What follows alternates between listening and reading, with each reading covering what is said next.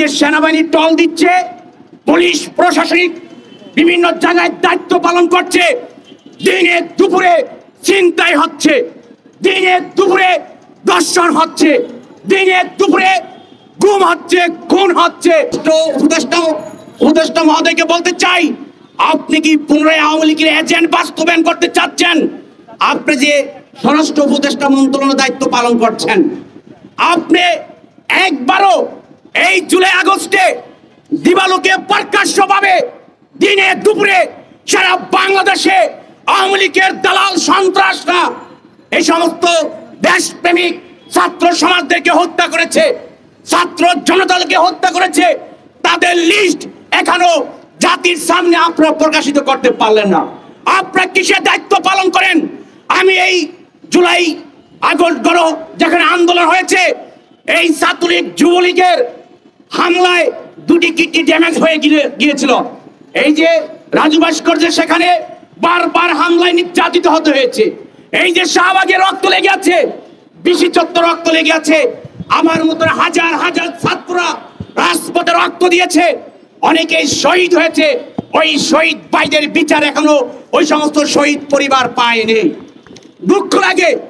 স্বরাষ্ট্র উপদেষ্টা মন্ত্রণালয়কে বলতে চাই, আপনি যদি দায়িত্ব পালন করতে না পারেন তাহলে আপনি স্বেচ্ছায় পদত্যাগ করেন। আমরা মনে করি ছাত্র সমাজ যারা আছি, আমরা যারা এই আন্দোলনকে সামনে থেকে নেতৃত্ব দিয়েছি, আমরা মনে করি এই স্বরাষ্ট্রমন্ত্রী বর্তমানে দায়িত্বের অযোগ্য, তিনি দায়িত্ব পালন ঠিক মতো করতে পারছেন না। অনেক প্রশাসনিক কর্মকর্তারা আছে শেখ হাসিনাকে পুনরায় বাস্তবায়ন করতে চায়, কারণ আপনারা দেখেছেন এই জুলাই আগস্ট গণহত্যার মধ্যে অনেক দেশপ্রেমিক প্রশাসনিক ভাইদেরকে নির্মমভাবে গুলি করে হত্যা করেছে, প্রশাসনিক ভাইদের ছেলে সন্তানদেরকে হত্যা করা হয়েছে। এদেশে চায় না কোন দেশপ্রেমিক বেঁচে থাকুক, চায় না অন্যায়ের প্রতিবাদ যারা করুক তারা বেঁচে থাকুক। আমরা বলতে চাই ডক্টর ইউনূস সাহেবকে, আপনাকে আমরা প্রধান উপদেষ্টা বানিয়েছি শুধু ওখানে ব্রিফিং দেওয়ার জন্য নয়, আলোচনা করার জন্য নয়। আপনি জানেন দীর্ঘ 17 বছরে যে পরিমাণের গুম হয়েছে, খুন হয়েছে, একটারও গুম খুনের বিচার এখনো হয়নি। 7 মাস অতিক্রম চলছে, আমরা দেখলাম না বাংলাদেশের মধ্যে দিনে দুপুরে যে গুলি করে হত্যা করেছে একজন হত্যাকারীকে অ্যারেস্ট করতে। এই যে প্রশাসনিক কর্মকর্তারা আছে, আরে আপনারা তো সাধারণ মানুষের ব্যাট ট্যাক্সের টাকা দিয়ে জীবন যাপন করছেন, আপনারা সাধারণ জনগণদেরকে নিরাপত্তা দিতে ব্যর্থ হচ্ছেন।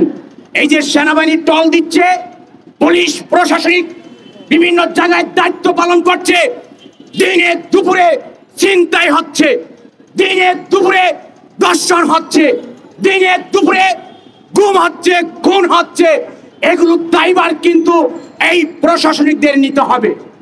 আমরা দিন দেখলাম সেনাপ্রধান বক্তব্য রেখেছে, সেনাপ্রধানকে বলতে চাই একটা কথা আপনার ক্লিয়ার করতে হবে, এত প্রশাসনিক এত বাহিনী মোতায়েন করার পরও কিভাবে দিনে দুপুরে খুন হয়, দর্শন হয়? আমরা রক্ত দিয়ে 36 দিনের মাথায় একজন 17 বছরের স্বৈরাচার শাসক শেখ হাসিনাকে পতন করতে বাধ্য হয়েছি, আর এই অযোগ্য স্বরাষ্ট্র উপদেষ্টাকে 1 মিনিটে পদত্যাগ করতেও আমরা সেটা সক্ষম হব। তাই আমরা বলতে চাই ছাত্রদেরকে ক্ষিপ্ত করবেন না। ছাত্র ক্ষিপ্ত হলে কি করতে পারে কি করতে পারে না সেটা এদেশে যারা স্বৈরাচার শাসক প্রতিষ্ঠিত করেছিল অতীতে বর্তমানে তারা বুঝতে পেরেছে। আমাদেরকে অনেক আশ্বাস স্বপ্ন দেখিয়েছিল স্বৈরাচার শেখ হাসিনা, আমরা আমাদের শহীদ ভাইদের রক্তের উপর পা রেখে আমরা ওই শহীদ ভাইদের সাথে বেইমানি করিনি। আপনারা জানেন অনেকেই প্রস্তাব দিয়েছিল আন্দোলন ছেড়ে দেওয়া।